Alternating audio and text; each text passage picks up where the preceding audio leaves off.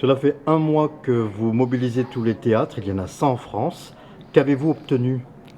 Et ben, au jour d'aujourd'hui, on a, enfin, de la part du gouvernement, un refus total de beaucoup des revendications, un mépris, un déni de la Et vous êtes situation. en communication avec eux ou pas?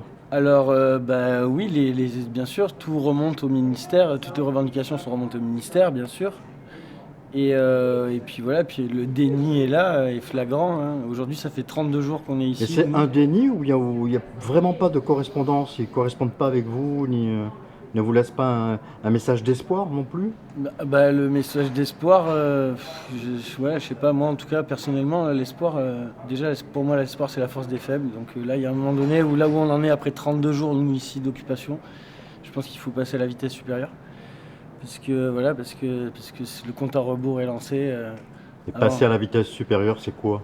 je sais pas, c'est envisager je sais pas, enfin moi dans mon désespoir, enfin, d'aller les secouer, quoi, parce que c'est pas possible. Il y a une circulaire qui est sortie là, une réponse du gouvernement où voilà, c'est du mépris même de la classe populaire et de la fin de la précarité avenante et ainsi de suite, quoi, à venir, je veux dire, et ainsi de suite. Quand tu entends le président de la République dire au personnel soignant qu'il faut qu'il fasse des efforts, c'est quand même surréaliste, quoi. C'est quand même du foutage de gueule. Et puis que tu te rends compte que tout ce mouvement, il y a plus de 100 lieux occupés en France aujourd'hui, à l'heure actuelle, et il n'y a pas un seul mot sur sur aucun média national. Et Oui, il n'y a effectivement aucune communication. J'ai traversé tout Marseille, personne n'est au courant que les théâtres sont occupés, quoi. exactement, mais je pense que dans beaucoup de villes, c'est le cas, quoi. Bon, Marseille, c'est particulier, la culture est particulière à Marseille. Mais en tout cas, nationalement, le mouvement, il n'est pas qu'à Marseille. Il y a énormément de lieux qui sont pris et aucun mot dans les journaux ou dans les grands médias. Donc voilà. c'est, euh, Mis à part les médias indépendants. Ouais, heureusement qu'il y a les médias indépendants pour venir nous soutenir.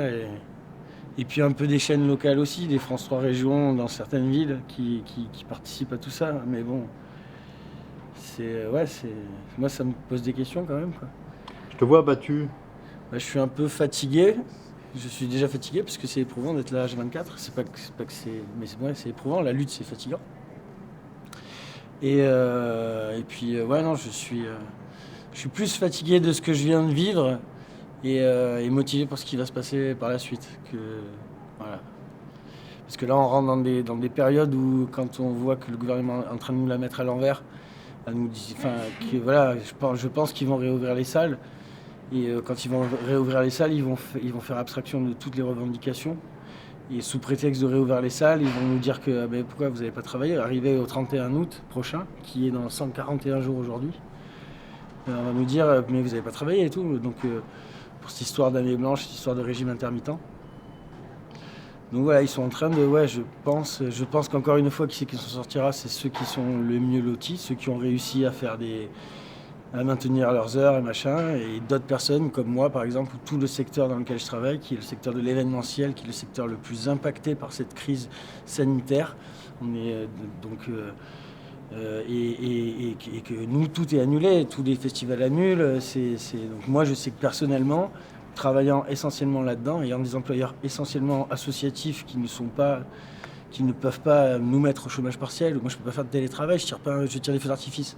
Je vais pas tirer un feu d'artifice derrière mon ordinateur, monter un pont lumière. Donc du coup voilà, du coup on en est là.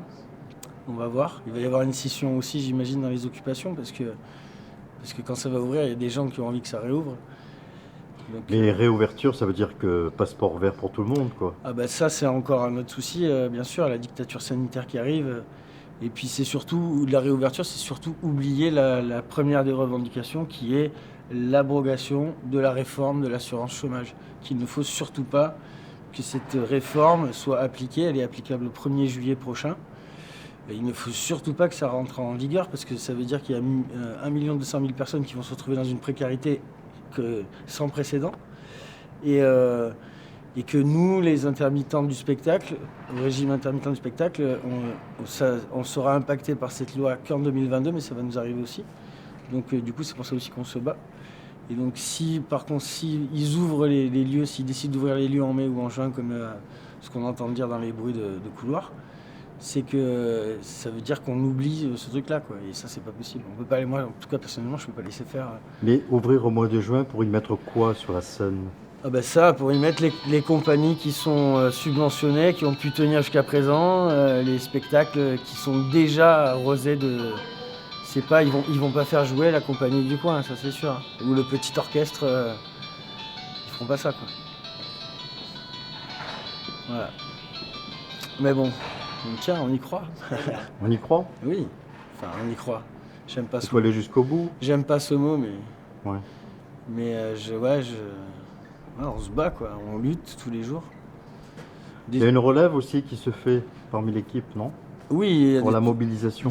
oui, il y a une relève qui se fait. Bah là, on essaie de sensibiliser aussi le secteur de l'événementiel autour de la cause. On essaie de faire de la convergence déjà à l'intérieur du système de la culture, mais en plus en essayant de greffer, enfin en se greffant à d'autres mouvements et en greffant les autres mouvements aux nôtres. Les autres mouvements qui, entre autres, sont les Gilets jaunes. Exactement. Nous avons nos amis Gilets jaunes avec qui nous avons déjà fait une action et nous réitérons et nous répondons présents à tous leurs appels d'occupation de rond-point, à savoir tous les 15 jours.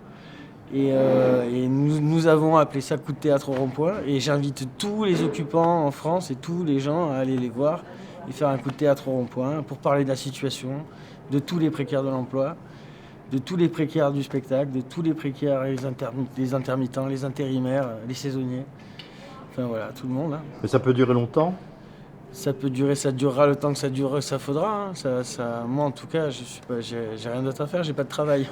Je suis empêché de travailler, donc j'ai que ça. Mon énergie, elle passe là-dedans, quoi. Et puis pas que la mienne, hein, la nôtre à tous là. Donc voilà, on va voir. Hein. On prépare des actions, on verra. Et puis là, on arrive dans une période où il y a les festivals super subventionnés qui vont démarrer. Donc, quand on entend que Olivier Py à Avignon, il maintient le in et le off ne peut pas se jouer parce que les gens viennent à leurs frais jouer pendant un mois, enfin c'est scandaleux, quoi. Quand tu vois que Aix-en-Provence ça va jouer, enfin ouais, c'est scandaleux, c'est scandaleux. Ça me... Mais bon, voilà, s'il faut, bah, on fera les actions qui vont derrière, quoi. Voilà. Voilà. Merci, Kouz. Merci à toi.